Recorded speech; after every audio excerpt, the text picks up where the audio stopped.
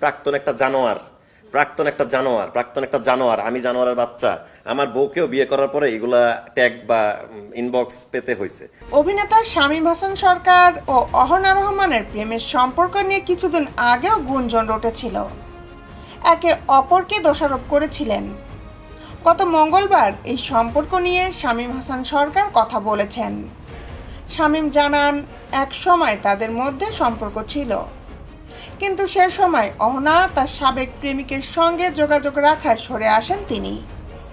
অভিনেতার এমন মন্তব্যের জবাব দিয়েছেন অহনা। তিনি বলেন, নিজের দোষ ঢাকতেই এমন কথা বলছেন শামীম।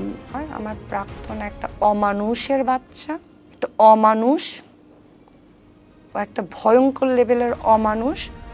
এদিকে প্রিয়াঙ্কা প্রিয়া নামের একজন অভিনেত্রী শামীমের বিরুদ্ধে অকথ্য গালিগালাজ ও ধর্ষণের হুমকির অভিযোগ নিয়ে একটি ভিডিও বার্তা প্রকাশ করেছেন। 40 মিনিট আমার সাথে উনি, তারপরে কত উনি দেখবে সেটা। তবে সংবাদ সম্মেলনে শামীম ধর্ষণের হুমকির কথা অস্বীকার করলেও বাজে ব্যবহারের কথা স্বীকার করেন। এদিন অভিনেতা তার ও অহনার সম্পর্ক নিয়েও কথা বলেন। শামীম জানান, পরিচালক মেহেদী হাসান হৃদয়ের সঙ্গে অহনার 7 বছরের সম্পর্ক ছিল।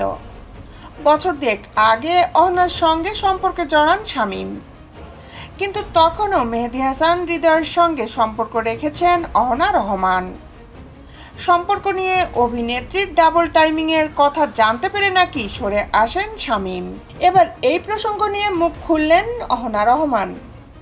ধর্ষণের অভিযোগ থেকে সবার দৃষ্টি সরাতেই নাকি অহনার প্রসঙ্গ টেনেছেন শামীম হাসান, এমনটাই বলছেন অহনা রহমান।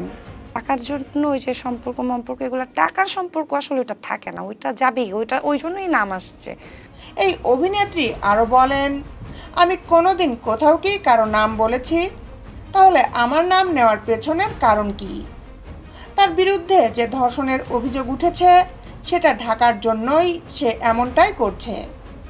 ও হয়তো ভেবেছে ধর্ষণ শুধু শারীরিকভাবেই হয়, ধর্ষণ মুখেও করা যায়।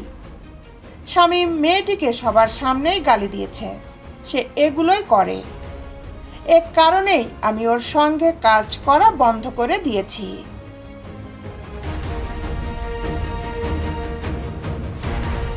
দেশ বিদেশের আপডেট নিউজ পেতে আমাদের সাথেই থাকুন। Justice television, Dhaka.